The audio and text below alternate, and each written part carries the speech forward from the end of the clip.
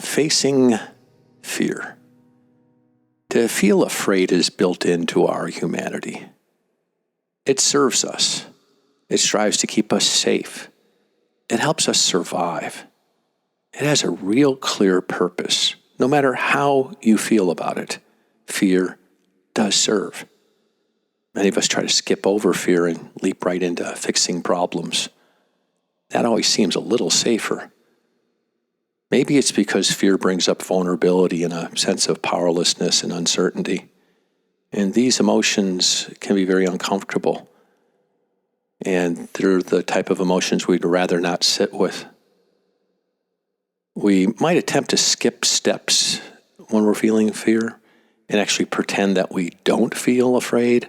We pretend that we're not uncertain.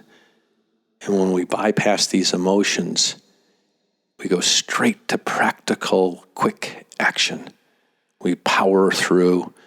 We ignore our fears, even though it's pretty clear that we're being driven from under the surface or in plain sight by worry and anxiety. While this strategy can be really effective in the short term, it actually holds us back from realizing our fullest potential in the long term.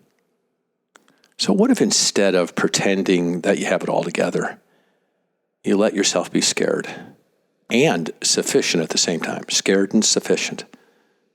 Imagine how life could open up if it became a standard that you were safe with yourself no matter what, and at the same time recognize your fear.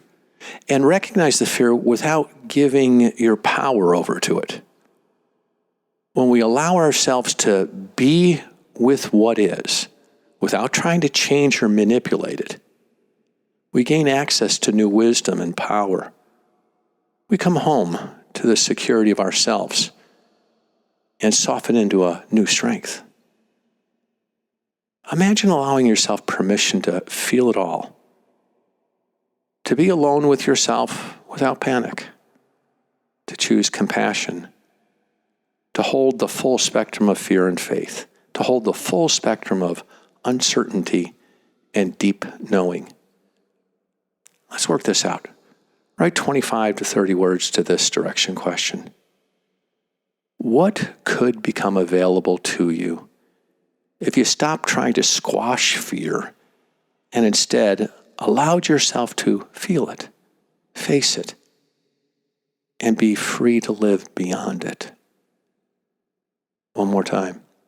What could become available to you if you stopped trying to squash fear and instead allowed yourself to feel it, face it, and be free to live beyond it?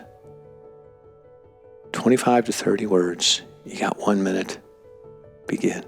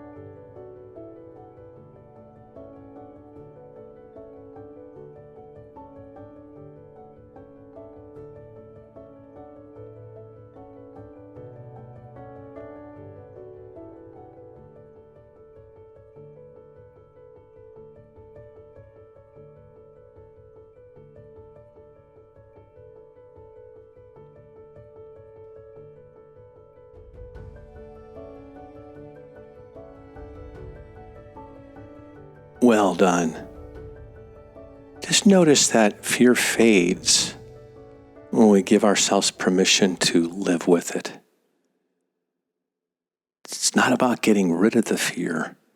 It's accepting the fear, allowing it to be. And when we are with our fear and we are with our security at the same time, we have access to our wholeness. I'm Joe Stump, your guide by your side, and this is a 1-minute private workout.